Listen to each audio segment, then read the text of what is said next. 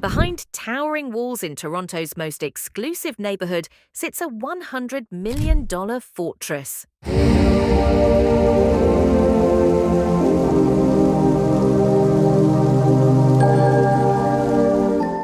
50,000 square feet of pure extravagance. But this isn't just Drake's home, it's a monument to fame's most dangerous addiction, one that's destroying celebrities from the inside out.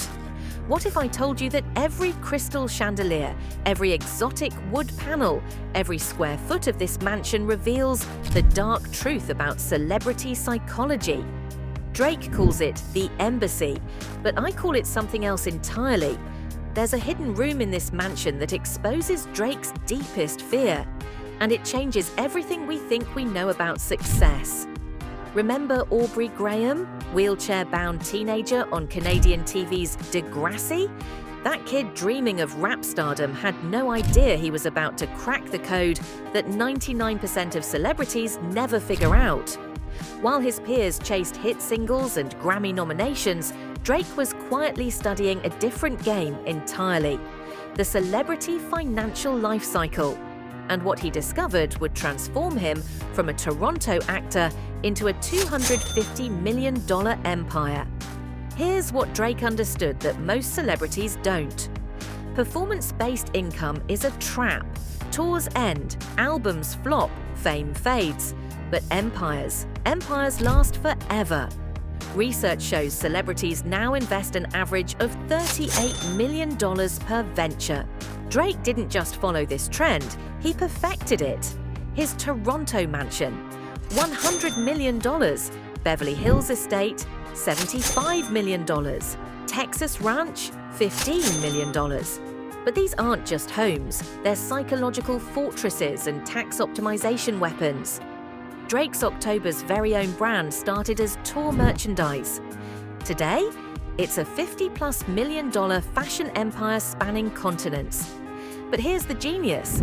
Each business unit, OVO Sound, OVO Clothing, Virginia Black Whiskey, Dream Crew Media, operates independently while reinforcing his central identity.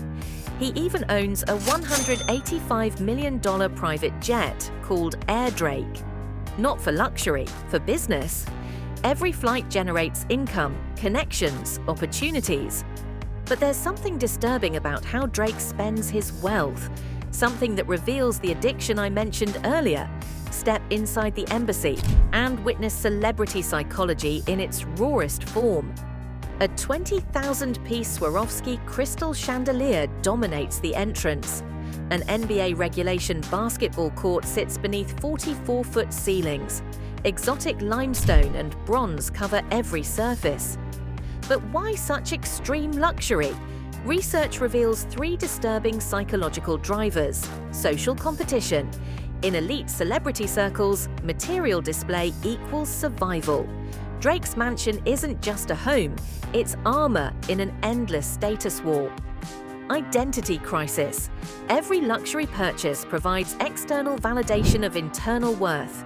The recording studio validates his artistry. The awards room validates his success. The sports facilities validate his cultural influence. Emotional medication. Here's the dark truth. Luxury consumption triggers dopamine release. For celebrities managing constant scrutiny and pressure, these purchases become sophisticated coping mechanisms. Drake isn't just spending money, he's self-medicating with materialism. Drake spent over $1 million on trees and obtained special permits for fences, twice the legal height. This isn't security, it's psychological armor against fame's brutal reality. Studies show celebrities develop hypervigilance, lose autonomy, suffer paparazzi-induced trauma. The embassy's fortress-like design reveals Drake's deepest need: escape from his own success. That hidden room, a meditation retreat. Even within his $100 million fortress, Drake needed sanctuary from his own empire. What does that tell us about the true cost of fame? Behind Drake's empire operates a sophisticated network of family offices managing celebrity-specific challenges. These aren't ordinary financial advisors, they're architects of wealth preservation, tax optimization through complex corporations, risk management for career unpredictability, estate planning balancing public legacy with private wealth preservation. The complexity is staggering. Drake's team doesn't just manage money, they manage a $250 million ecosystem. But Drake's real genius, converting cultural influence into business value. The OVO brand leverages parasocial relationships, one-sided emotional connections fans develop with celebrities. When Drake wears something, showcases a lifestyle choice, endorses a product, millions of fans don't just notice, they purchase. He's not selling products, he's selling identity, aspiration, cultural legitimacy. With the great wealth transfer, $84 trillion changing hands, Drake faces unique challenges. How do you preserve wealth while protecting your children from fame's psychological damage? His approach with son Adonis reflects modern celebrity parenting, balancing wealth preservation with value installation. The mansion includes family spaces while maintaining the grandeur that reinforces status. Drake's philanthropy, $3 million to Canadian basketball, $1 million in his God's Plan video, represents strategic giving that enhances brand value while providing tax benefits and social impact. Here's the addiction I mentioned: validation. Every purchase, every business venture, every public appearance feeds an insatiable need for external confirmation. Like any addiction, tolerance builds. The highs get shorter, the purchases get bigger, the psychological dependence deepens. Drake's mansion isn't just a home, it's a monument to this addiction. Every crystal, every exotic material, every square foot represents another hit of validation dopamine. When Drake influences, the world follows. His choices cascade through social media and mainstream culture, shaping consumer behavior globally through aspirational identity.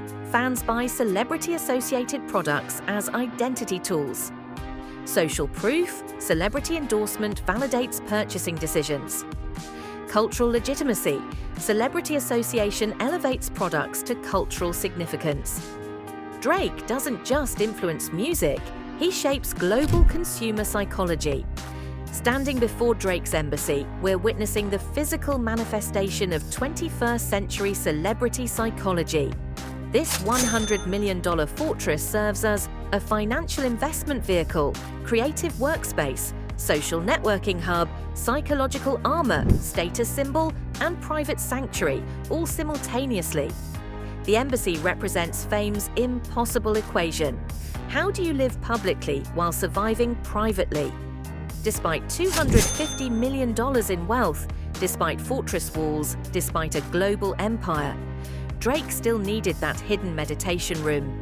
Even within his castle, the king required sanctuary from his own kingdom. What does this reveal about success in the attention economy?